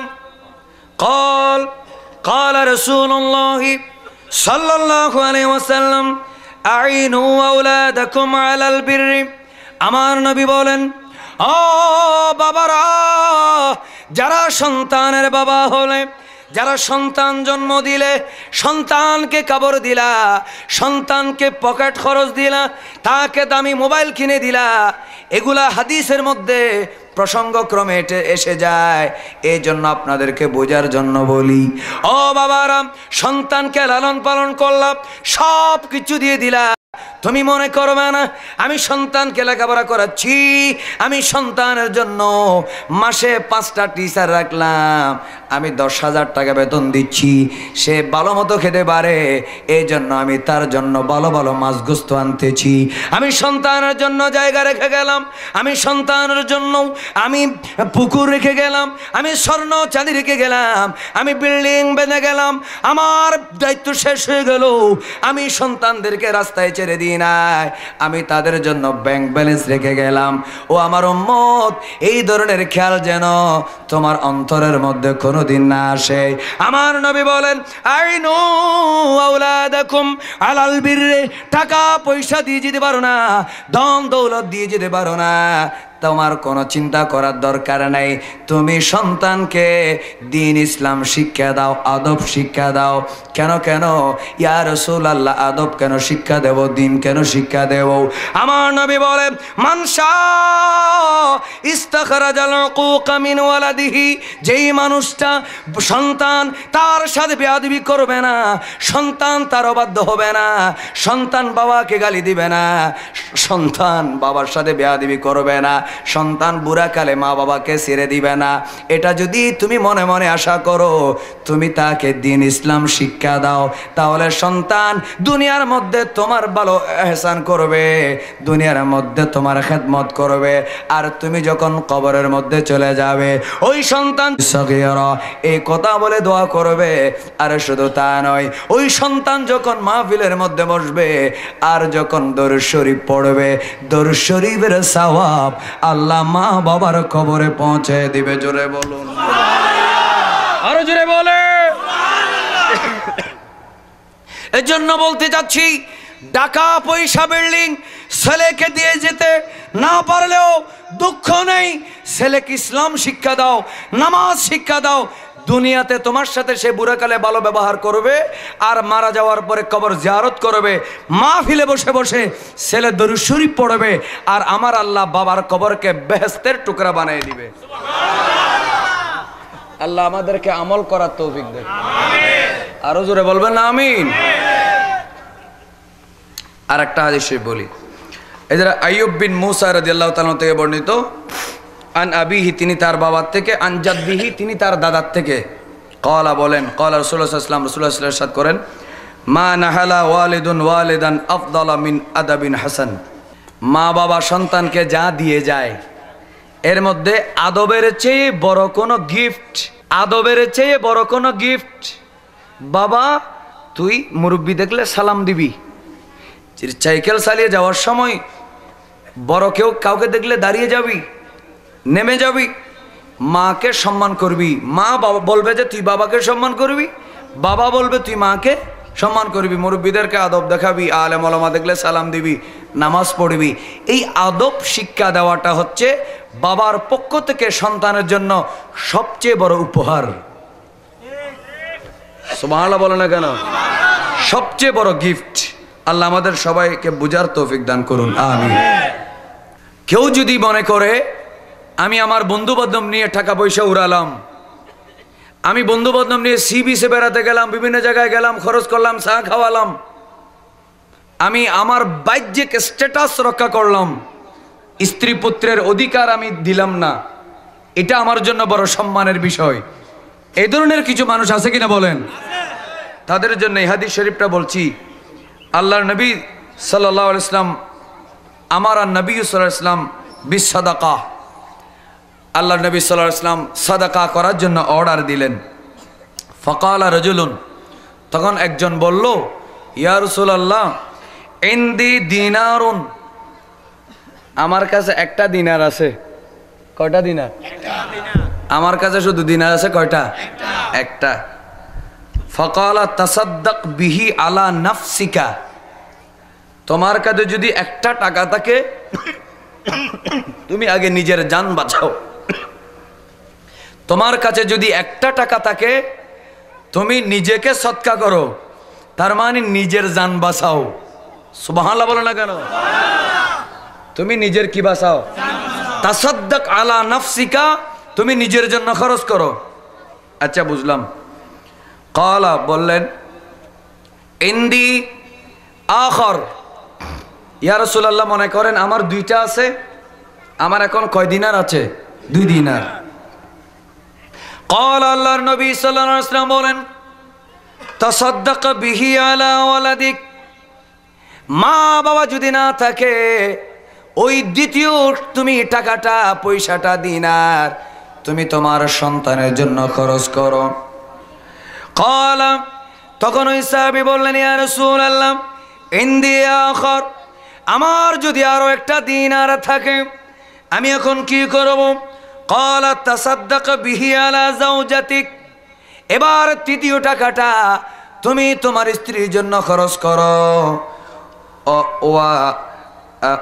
যাওজাতিকা, তুমি তোমার স্ত্রীর জন্য খরচ করো, অথবা স্ত্রী যদি হয় তুমি তোমার স্বামীর জন্য খরচ করো।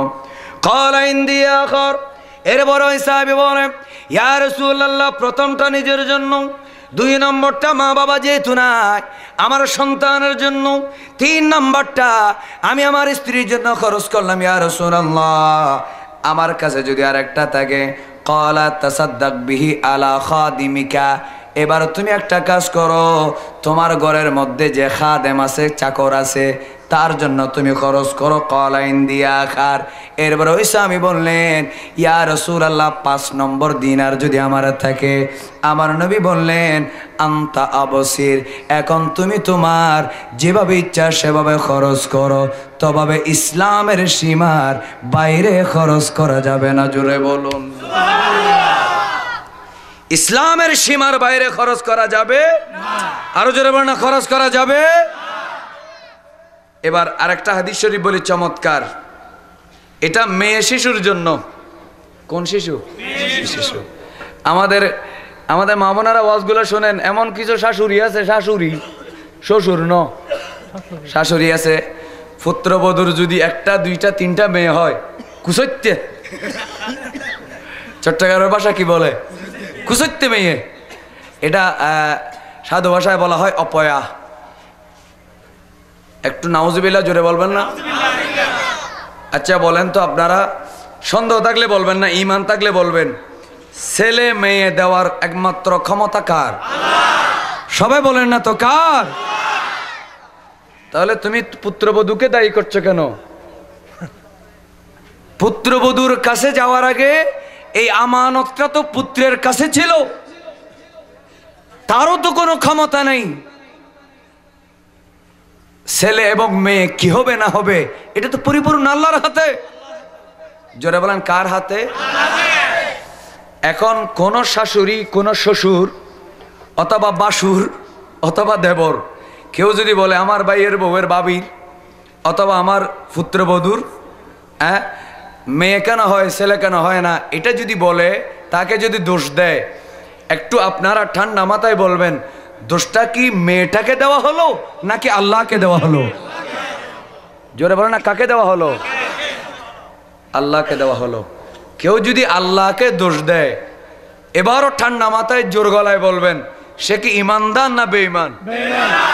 ওয়াজ তো আপনারা করতেছেন, আমি তো করতেছি না, সব তো আপনারা ওয়াজ করছেন। বলেন, সে কি ইমানদার না বেঈমান? সুতরাং আজকে থেকে কেউ মেয়ে হওয়ার কারণে তার পুত্রবধূকে দোষ দেওয়া যাবে না। বুঝে এতদিন না জেনে দিয়ে ফেলেছেন, তওবা করবেন, হাজার হাজার তওবা করবেন, নতুন করে কলমা পড়ে ঈমান আনবেন। যদি দোষ দিয়ে থাকেন বলবেন, আল্লাহ বুঝি নেই, ওয়াজ শুনে আমি সংশোধন হলাম, আল্লাহ তুমি আমাকে মাফ করে দাও। জোরে বলুন আমিন আমিন। এবার একটা চমৎকার হাদিস শরীফ শোনেন, যেটা শুনলে সবার দিল আলহামদুলিল্লাহ ঠান্ডা হয়ে যাবে। আলহামদুলিল্লাহ, আলহামদুলিল্লাহ। আল্লাহ নবী সরকারে দো আলম সাল্লাল্লাহু আলাইহি ওয়াসাল্লামের স্ত্রীর নাম হচ্ছে মা আয়েশা রাদিয়াল্লাহু তাআলা আনহা।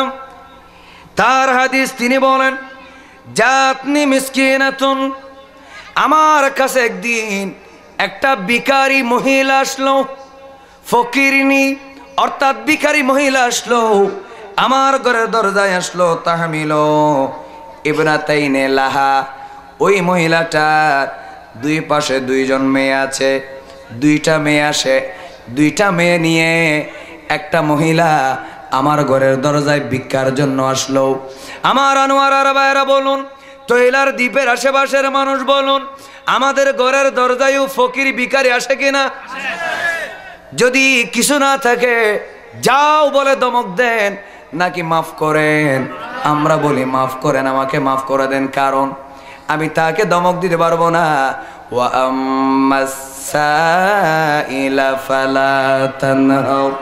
আমার বাবারা মনোযোগ, আল্লাহ বলে, হাবিব আপনি ভিখারিকে ধমক দেবেন না।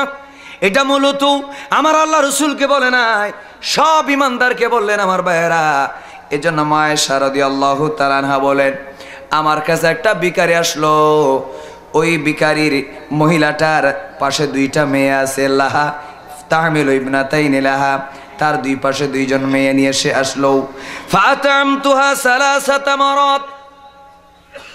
আমার ভাইরা মনোযোগ দিয়ে শোনেন, মা আয়েশা রাদিয়াল্লাহু তাআলা বলেন, আমি তিনটা খেজুর শুধুমাত্র আমার ঘরে ছিল। আমার বাবারা ভাইরা, আল্লাহ নবী যেমন ওয়ামা আরসালনাকা ইল্লা রাহমাতাল লিল আলামিন, আমার নবী যেমন রাহমাতুল লিল আলামিন, ঠিক তেমনি ভাবে আমার নবীর স্ত্রীরাও দয়ার সাগর, মায়ার সাগর, ঠিক কিনা বলেন? এজন্য মা আয়েশা রাদিয়াল্লাহু তাআলা বলেন, আমার ঘরে তেমন কিচ্ছু ছিল না, মাত্র তিনটা খেজুর ছিল। আমি তাকে আতামতুহা সালাসাতা মারাত, আমি তিনটা খেজুর ওই মিসকিনা ভিখারিনীর হাতে তুলে দিলাম। ফাআতাত কুল্লা ওয়াহিদাতিন মিনহুমা তামারাতান। তখন ওই মহিলা কি করলো, তার ডান পাশের মেয়েটাকে একটা খেজুর দিল, তার বাম পাশের মেয়েটাকে আরেকটা খেজুর দিল। সুবহানাল্লাহ বলে না কেন? হযরতে আয়েশা রাদিয়াল্লাহু তাআলা আনহা বলেন, আমি 3টা খেজুর ওই মহিলার হাতে দিলাম। আপনারা আমার সাথে বলেন, শেষ পর্যায়ে ভিখারি কয়জন? আরো জোরে বলেন, কয়জন? একজন মা আর 2জন মেয়ে, 3জন ছিল। আমার ঘরে আর কিচ্ছু ছিল না, মাত্র 3টা খেজুর ছিল। আমি মার হাতে 3টা খেজুর দিলাম। ফাআতাত কুল্লা ওয়াহিদাতিন মিনহুমা তামারাতান। ওই মহিলা তার ডান পাশের মেয়েটাকে একটা দিল, বাম পাশের মেয়েটাকে আরেকটা খেজুর দিল। ওয়ারাফাত ইলা ফিহা তামারাতান, আর নিজের মুখের দিকে আরেকটা খেজুর তুললো। সুবহানাল্লাহ বলেন। একটা খেজুর ডানে দিল, আরেকটা খেজুর বামে দিল। 2 মেয়েটাকে 2টা খেজুর দিল, আর একটা খেজুর নিজের মুখের দিকে তুললো। আমার বাবারা ভাইয়েরা, মেয়ে হওয়ার কারণে অনেক মানুষ রাগ করে, মেয়ে হওয়ার কারণে অনেক মানুষ মনে মনে কষ্ট করে, কষ্ট পায়। এমন কি আশ্চর্যের ব্যাপার, ছেলে হওয়ার সাথে সাথে মেয়ের মা বাবা হসপিটালের মধ্যে তাড়াতাড়ি কাপড় সোপড় স্বর্ণের আংটি নিয়ে যায়, কিন্তু মেয়ে হলে 3 দিনেও আসার জন্য সময় পায় না। ঠিক কিনা বলেন? কারণ খোঁটা দিবে, তোমার মেয়ে ছেলে দিতে পারে নাই, মেয়ে দিছে। ঠিক কিনা বলে না ভাইরা আমার? মেয়ের মা বাবা পর্যন্ত লজ্জার কারণে আসে না। এমন ঘটনা আমি দেখেছি, শুনেছি। ছেলে হলো 1 ঘন্টার মধ্যে যেন পাখির মতো উড়াল দিয়ে হসপিটালে চলে গেল, আর মেয়ে হলো 2-3 দিন চলে গেল, মেয়ের মা বাবা আসে না। তার মেয়ের জন্য কি আদর লাগে না, মহব্বত লাগে না? লাগে। শুধু মেয়ে হয়েছে বলে, 1টা 2টা 3টা মেয়ে হয়েছে, মুখ দেখাতে পারবে না, এই জন্য আসে না। আমার ভাইয়ের আবার জোরে বলেন, ছেলে মেয়ে দেওয়ার একমাত্র ক্ষমতা কার? আরো জোরে বলেন, কার? এজন্য আমার ভাইয়েরা, লাস্ট ওয়াজটা একটু মনের ভিতরে গেঁথে ফেলেন। মা আয়েশা রাদিয়াল্লাহু তাআলা আনহা বলেন, আমি দেখলাম ওই মেয়েটা তার ডান পাশে একটা খেজুর দিল, আর বাম পাশে আরেকটা খেজুর দিল, নিজের মুখের দিকে আরেকটা খেজুর দিল, লিতা কুলাহা, খাওয়ার জন্য। ওই 2টা খেজুর 2 মেয়েকে যে দেওয়া হলো, ওই 2টা মেয়ে দেরি করে নাই, পাওয়া মাত্র খেজুর 2টা খেয়ে ফেললো। সুবহানাল্লাহ বলেন না? ডান পাশের মেয়েটা তার খেজুর খেয়ে ফেললো, বাম পাশেরটাও তার খেজুর খেয়ে ফেললো। যেহেতু কয়েকদিন পর্যন্ত খায় নাই, পেটের মধ্যে কিছু নাই, এই জন্য মুখের মধ্যে তাড়াতাড়ি দিয়ে ফেললো, খেয়ে ফেললো। মা এখনো মুখের মধ্যে কিন্তু খেজুর দেয় নাই। আমার বাবা, কোন মার সাথে বেয়াদবি করো, বিয়ে করার পরে কোন মাকে ছেড়ে চলে যাও, আল্লাহর আর সময় আল্লাহ সহ্য করবে না। ঠিক কিনা বলে? আমার বাবারা ভাইরা, মা কি জিনিস এখন বুঝতে পারবে না যতদিন তুমি বুড়া হও নাই। বাবা কি জিনিস তুমি বুঝতে পারবে না যতদিন পর্যন্ত তুমি বুড়া হও নাই। তোমরা কি ঘটনা জানো না? আমার রাসূল যখন খাদিজাতুল কুবরার কবরের উপরে দাঁড়ালেন, মা খাদিজার কবরে দাঁড়িয়ে চোখের পানি ছেড়ে কাঁদে। আমার আল্লাহ ডাক দিলেন, হাবিব আপনি কি জন্য কাঁদেন আমি আল্লাহ জানি। সুবহানাল্লাহ বলে। হাবিব আপনি কি জন্য কাঁদেন আমি আল্লাহ তাআলা জানি। আল্লাহ তাআলা জিবরাইলকে পাঠিয়ে দিলেন, ইয়া রাসূলুল্লাহ আপনি আর কাঁদবেন না, আমার আল্লাহর সময় আল্লাহ থেকে সহ্য করতে পারেন না। আপনি কি জন্য কাঁদেন? আপনার কলবের মধ্যে কিসের ভালোবাসা আমার আল্লাহ ভালো মতো জানে। আপনি চোখটা খুলে দেখেন, আপনার মা আমেনা, আপনার বাবা আব্দুল্লাহ আপনার সামনে দাঁড়িয়ে রয়েছে। আপনি তাদেরকে কলমা পড়াইয়া আপনার উম্মতের মধ্যে শামিল করে নেন। জোরে বলুন, আরো জোরে বলে। আমার নবী সাইয়্যিদুল মুরসালিন, ইমামুল মুরসালিন, সমস্ত নবীদের সরদার হয়ে 8 খানা জান্নাতের মালিক হয়ে মা বাবার জন্য যদি কাঁদতে পারে, আমার ভাইয়েরা লাস্টে আবার 2 হাত তুলে বলেন, আমরাও মা বাবার খেদমত করতে চাই কি চাই না? আরো জোরে বলেন, চাই কি না? যাদের মা বাবা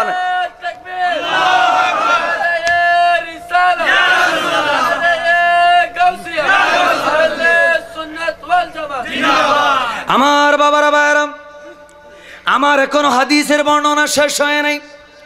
ওই মা জননী এখনো মুখে খেজুর দেয় নাই। সুবহানাল্লাহ বলে না কেন?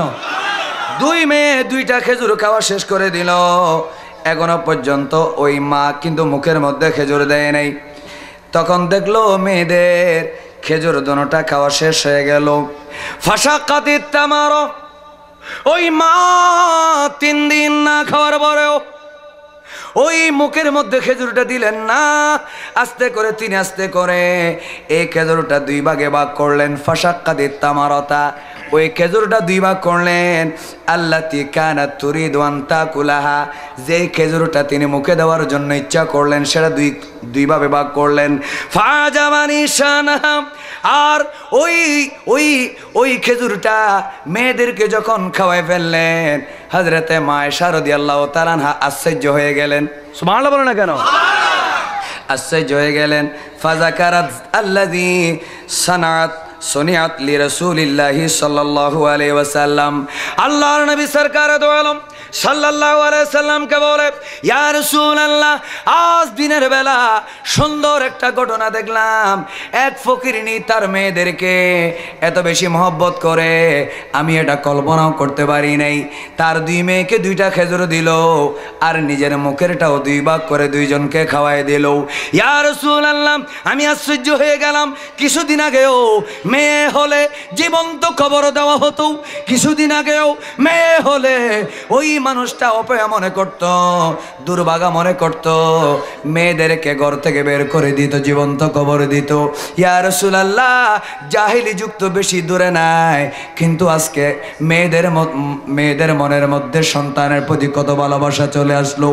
মার মনের ভিতরে কন্যা সন্তানের ভালোবাসা। ইয়া রাসূলুল্লাহ, আমি আশ্চর্য হয়ে গেলাম।